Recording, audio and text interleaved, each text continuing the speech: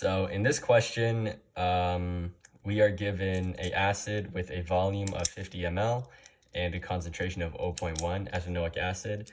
And then we are also given a base that is added, which has the same concentration, 0.1, and a volume of 10 ml. So to start the question off, we just want to find the number of moles in the acid to begin with. So we just take the volume, which is 0.05 liters, times the concentration, which is 0.1 moles per liter. And that just gives us 5 times 10 to the negative 3 moles.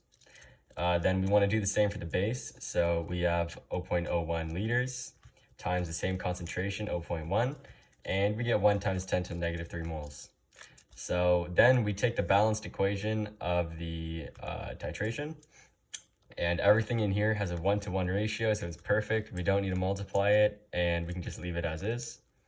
So then we want to find the amount of acid moles that reacted. So we just take the number of moles of the acid minus the number of moles in the base. So we have 4 times 10 to the negative 3 moles. We take the net volume, which is just the volume of the acid plus the volume of the base. So 50 ml plus 10 ml, which is 60 milliliters or 0.06 liters.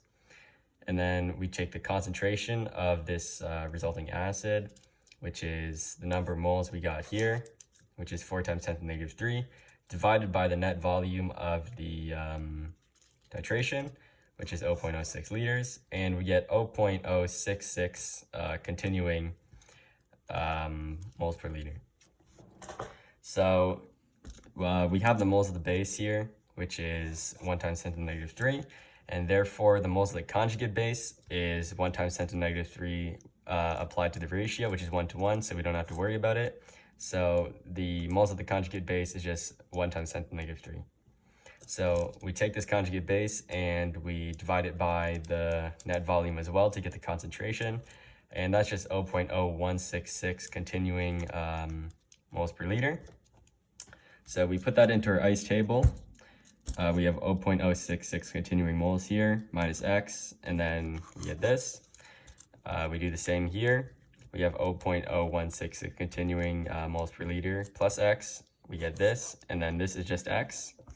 So we do a little algebra here. So Ka is equal to 0.0166 continuing plus x times x, with the initial acid on the bottom, which is 0.066 minus x divided by that. So we just come over here, and have space on the other side, just do a little algebra.